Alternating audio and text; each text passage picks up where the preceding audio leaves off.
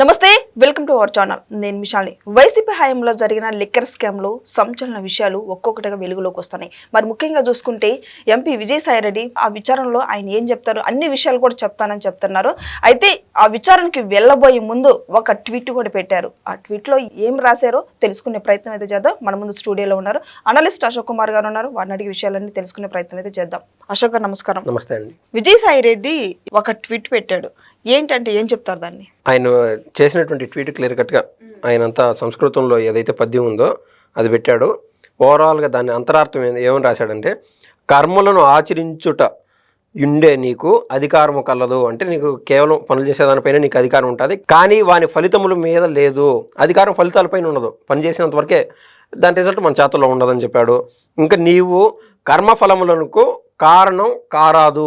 నువ్వు ఏమి చేసినా కూడా దానివల్ల వచ్చే రిజల్ట్కి నువ్వు దాన్ని ఏమి మార్పులు చేర్పులు చేయలేవు. అలాగే నువ్వు పనిచేసే వరకే నీ పని. ఇంకా అట్లని కర్మలను చేయటం మానరాదు. అట్లని ఏ పని చేయకుండా గమనుండడం అనేది జరగని పని. ఖచ్చితంగా ఏదో పని చేసుకుంటూ ఉండాలి. దీన్ని ఓవరాల్గా ఆయన చెప్పింది ఏంటంటే, జగన్మోహన్ రెడ్డి గారిని ఉద్దేశిస్తూ నువ్వు పనిలోకైతే దిగేసావు. ఆ పని ఏంది? మద్యం స్కామ్కి మొత్తం రూపకల్పన చేసి ఎవరినైతే అందరిని వాడేసుకొని దిగేశాడు పనిలోకి. ఏదైతే ఆ పనిలోకి దిగాడో, దిగిన తర్వాత దాని రిజల్ట్ పైన కూడా ఈయనకు అధికారం లేదు, కానీ రిజల్ట్ వల్ల డబ్బులు సంపాదించుకుంటూ వచ్చాడు. అది ఆయనకి పాజిటివ్ మూడ్లో తీసుకెళ్ళిపోయింది. ఎప్పుడు వాళ్ళకి అధికారం ఉన్నప్పుడు. మళ్ళీ అది క్రమేపీ వెనకటి కాలంలో ఏమైపోయింది, తిమ్మి బొమ్మ అవుతుంది, బొమ్మి తిమ్మి అయిపోతుంది అంటారు కదా. అట్లా అధికారం కోల్పోయిన తర్వాత ఈ జగన్మోహన్ రెడ్డి విపక్షంలో ఉన్నాడు. ఇప్పుడు ఆయన ఏదైతే ఆ పాపాలు ఆయన చేసినటువంటి కర్మలు అది ఈ జన్మలోనే ఇప్పుడే చుట్టుముట్టినాయి. మనం చూసాం. ముందేమో డబ్బులు అయితే ఫలితాలు మన చెవిరెడ్డి భాస్కర్ రెడ్డి ద్వారా అటు ఒంగోలు పంపించడము, ఇదే విధంగా ఆ చంద్రగిరి నియోజకవర్గానికి రాయలసీమలోని అనేక ప్రాంతాలకు పంపించడము, రాయలసీమలోని అనేక ప్రాంతాలకు నియోజకవర్గాలు పంపించడం. ఆ డబ్బుల పైన జగన్మోహన్ రెడ్డి గారు పూర్తిగా అధికారం చలాయించాడు. ఇప్పుడు ఆయన ఏదైతే మద్యంలో ఈ స్కామ్ జరిగింది అని ఆయనకు అర్థమైపోయిన తర్వాత అందరికీ ప్రపంచంతో చూసింది. అమిత్ షా గారు కూడా నేను అసలు జగన్మోహన్ రెడ్డి గారికి అపాయింట్మెంట్ ఇవ్వనని కూడా చెప్పేశాడు. ఎందుకంటే అది ఆషామాషి వ్యవహారం కాదు. ఒక పక్క నరేంద్ర మోడీ గారేమో డిజిటల్ ఇండియా అని చెప్పి ఆయన స్పీడ్లోకి తీసుకెళ్తున్నాడు. నరేంద్ర మోడీ గారు ఏదైతే చెప్తారో దాని వేదవాక్కు మాత్రం మొత్తం బీజేపీ అంతా ఫాలో అవుతుంది, కేంద్ర ప్రభుత్వం అదే ఫాలో అవుతుంది. ఆయన అభిమానులు ఆర్ఎస్ఎస్ వారు, అదేవిధంగా ఇప్పుడు టీడీపీ కావచ్చు, అటు బీహార్లో ఉన్నటువంటి ఈ యొక్క ఎన్డీఏలోని నితీష్ కుమార్ గారికి సంబంధించిన పార్టీ కావచ్చు, దేశవ్యాప్తంగా మనం చేతల్లో క్యాష్ లేకుండా ఎక్కడ పోయినా కూడా ఫోన్పేనో గూగుల్ పేనో లేకుండా పేటీఎమో ఏదో కొట్టడమో ఇట్లా జరిగిపోతుంది. We are comfort with that. దాంతో ఆయన ఏం దాని విషయం ఏంటంటే, ఈ యొక్క కరప్షన్ తగ్గిద్దామని చెప్పి ఉన్న పలంగా ఎవరికి 1 లక్ష రూపాయల పైన మనం ఫోన్పేలోని వాటిలో కొట్టేదానికి అవ్వదు. ఆ విధంగా ఇప్పుడు 10 లక్షల మొత్తంలో డబ్బులు ట్రాన్స్ఫర్ చేసేది, ఒకచోట డంప్ చేసేది, వీటన్నిటికీ స్వస్తి చెప్పే విధంగా నరేంద్ర మోడీ గారు ఏదైతే డిజిటల్ కరెన్సీ తీసుకొచ్చారో దానికి పూర్తిగా తూట్లు పొడిచే విధంగా జగన్మోహన్ రెడ్డి గారు డిజిటల్ కరెన్సీ కాకుండా పేటీఎంలు ఫోన్పేలు చేస్తే ఈ మద్యం కొనుగోలు కానివ్వకుండా ఆయన ఏ వ్యవహారం చేసినట్టు చూసాం. కేవలం 700 కోట్ల రూపాయలు మాత్రం నామకే వాస్తే 700 కోట్ల రూపాయల వరకు ఈ డిజిటల్ కరెన్సీలో పేమెంట్లు అయినట్టు కేంద్రానికి అందరికీ చూపించే విధంగా ఆయన ప్రయత్నం చేశాడు, మనం చూసాం. ఇప్పుడు వాళ్ళకి తెలియకుండా ఉంటుంది ఈ నివేదిక. ఎన్నిసార్లు అక్కడ ఉన్నటువంటి ఎంపీలు నరేంద్ర మోడీ గారికి లేకుంటే అమిత్ షా గారికి చేరవేసే ప్రయత్నం చేశారు వాళ్ళ అధికారంలో ఉన్నప్పుడు. ఇప్పుడు ఏమి చేసినా కూడా అమిత్ షా గారు, మోడీ గారు జగన్మోహన్ రెడ్డి గారికి సపోర్ట్ చేయరు. ఎందుకంటే ఒకరి ఇద్దరు కాదండి. నిన్న రజిత్ భార్గవ్ అని అతను ఐఏఎస్ ఆఫీసర్ కూడా దాంట్లో ఉన్నాడంటే, ఇప్పుడు ఐఏఎస్ ఆఫీసర్ అయినటువంటి రజిత్ భార్గవ్ని కన్నా వీళ్ళు శిక్షించకుండా, ఆయన చేసినటువంటి తప్పును ఎత్తి చూపించకుండా, సిట్ విచారణ హాజరు కాకుండా, అరెస్ట్ కానివ్వకుండా చేస్తే ఇది ఎవరు క్రెడిబిలిటీ పోతుంది? దేశంలో ఎవరైతే పరిపాలిస్తున్నారో నరేంద్ర మోడీ గారి పైన క్రెడిబిలిటీ 100% పోతుంది. ఇప్పుడు మీరు ఒక్క మాట చెప్పగలుగుతారా? నరేంద్ర మోడీ గారు అవినీతి పరుడు అనే మాట దేశంలో ఏ నలుమూలల నుంచైనా మనం వినగలుగుతామా? ఇది రాజకీయం కాబట్టి కొద్ది మేర అక్కడో ఇక్కడో వ్యాపారస్తులో అది ఇది కొద్ది కాలం పాటు వెసులుబాటు కలుగుతూ ఉంటుంది. ఎందుకంటే నరేంద్ర మోడీ గారు సీదా దానిపైన ప్రత్యేకమైన దృష్టి పెట్టరు కాబట్టి ఆ టైంకి ఇది నరేంద్ర మోడీ గారు చూడలేదేమో, నరేంద్ర మోడీ గారు సపోర్ట్ చేస్తున్నారేమో అన్నట్టు కొన్ని మాటలు వింటాం. కానీ నరేంద్ర మోడీ గారు అవినీతి పరుడు అని చెప్పే ధైర్యం ఎవరికీ లేదు. కాబట్టి ఇప్పుడు ఈ జగన్మోహన్ రెడ్డికో, ఈ రజిత్ భార్గవ్కో, లేకుంటే చెవిరెడ్డి భాస్కర్ రెడ్డికో, లేకుంటే దీంట్లో ఇన్వాల్వ్ అయినటువంటి అప్పుడు ఐటీ సలహాదారుగా ఉన్నటువంటి కసిరెడ్డి రాజశేఖర రెడ్డి, వీళ్ళని కన్నా ఈ మధ్య స్కామ్ నుంచి కన్నా ఫ్రీ అప్ చేస్తే 100% ఈ క్రెడిబిలిటీ వెళ్ళిపోతుంది ఎవరు నరేంద్ర మోడీ గారికి. ఈ క్రమంలో సిట్ విచారణ హాజరైనటువంటి ఇవాళ హాజరులో ఉన్నాడు. ఆయన చేసినటువంటి ట్వీట్లో అంతకుముందు ఏం చేశాడంటే, ట్వీట్లో నేను కేవలం విజిల్ బ్లోయర్ మాత్రమే, దీనికి నాకు ఎటువంటి సంబంధం లేదు అని ఎందుకు ఆయన కరాఖండిగా ఫస్ట్ నుంచి చెప్తున్నాడు.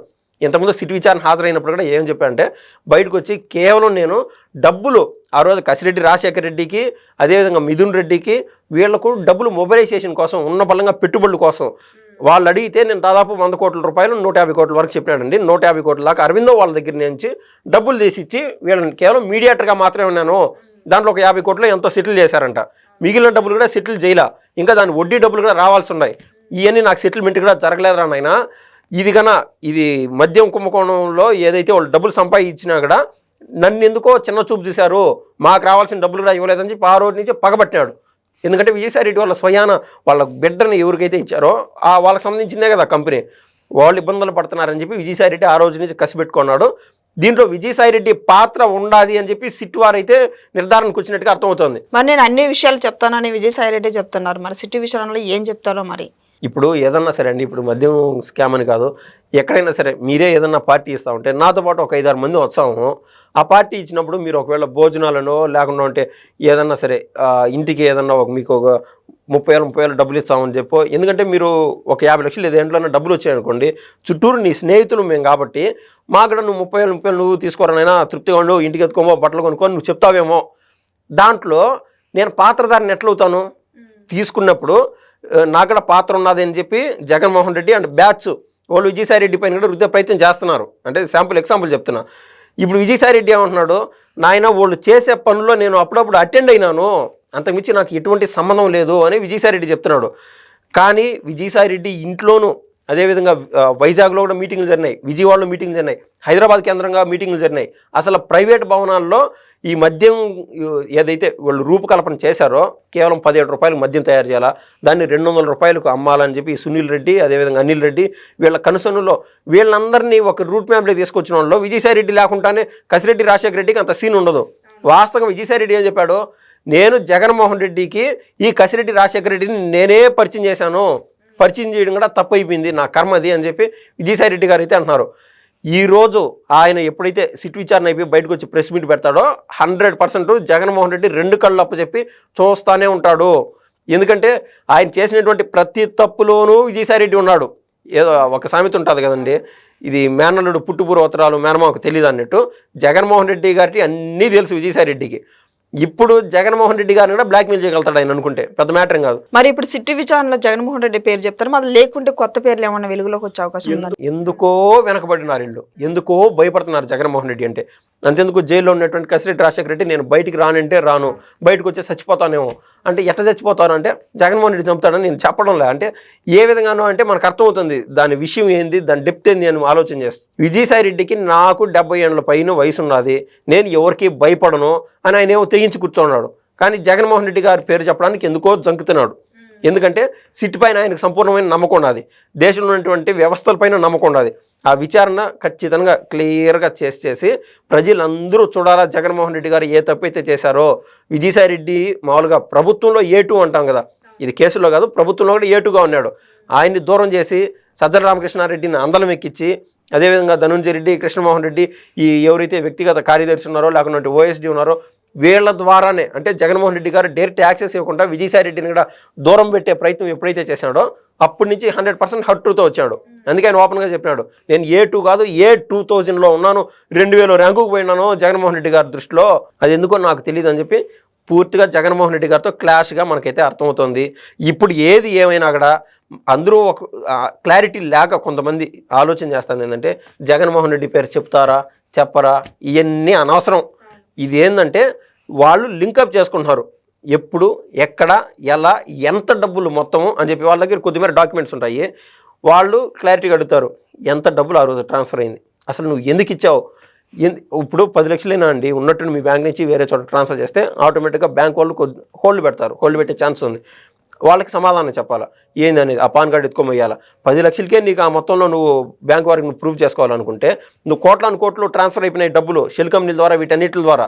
సో విజయసాయి రెడ్డి గారు నిజం చెప్పినా చెప్పకపోయినా కూడా వాళ్ళ దగ్గర ఉండే ప్రూఫ్లు డాక్యుమెంట్స్ చూపించి కేసు అయితే తేల్చనున్నారు. ఇది సిబిఐలోని అనేక కేసులు దాదాపు ఒక 7-8 ఏళ్ల నుంచి ఒక్క కేసు కూడా ఫైనల్ అయిపోయి ప్రూఫ్ అయిపోయిన దాఖలాలు లేవు. అంటే శిక్ష కూడా అర్హత అయ్యే విధంగా కోర్టు పరిధిలో పెట్టలేదు సిబిఐ వారు. కానీ ఈడీ వారు కానీ సిట్ వారు కానీ వీళ్ళ స్పీడు వీళ్ళ దూకుడు వేరే లెవెల్. 100%. ఇప్పుడు జగన్మోహన్ రెడ్డి గారిని ఉన్నట్టుండి ఎవరో కసిరెడ్డి రాజశేఖర రెడ్డి జగన్మోహన్ రెడ్డి గారి పేరు చెప్పినారు కదా అని చెప్పి ఉన్నట్టుండి అరెస్ట్ చేస్తే మధ్యలో ఉన్న చేపలన్నీ గల్లంత అయిపోయింటాయి. ఎవరు ఆ చేపలు ధనంజయ రెడ్డి కావచ్చు, కృష్ణమోహన్ రెడ్డి కావచ్చు, ఈ సాక్షి ఎవరైతే మాజీ డైరెక్టర్ ఉన్నారో ఆ గోవిందప్ప కావచ్చు, ఆడిటర్, వీళ్ళందరూ తేలిపోయింటారు. వాళ్ళకి డబ్బులు సంపాదించుకున్నారు కదా, వాళ్ళ ఆస్తులు కూడా దాదాపు 32 కోట్లు సీజ్ చేసేసారు గవర్నమెంట్. వాళ్ళు డబ్బులు ఎవరైతే తిన్నారో ఆ యొక్క ఆస్తులను కూడా అటాచ్ చేశారు. కాబట్టి లేట్ అయినా పర్లేదు సిట్ విచారణ ఇదే విధంగా అద్భుతంగా జరుగుతుంది. దీంట్లో ఇంకెంతమంది ఇన్వాల్వ్ అయి ఉన్నారో వాళ్ళందరినీ కూడా బయటకు పట్టరావాలని చెప్పి నేనైతే కోరుకుంటున్నానండి. Thank you. ధన్యవాదాలు.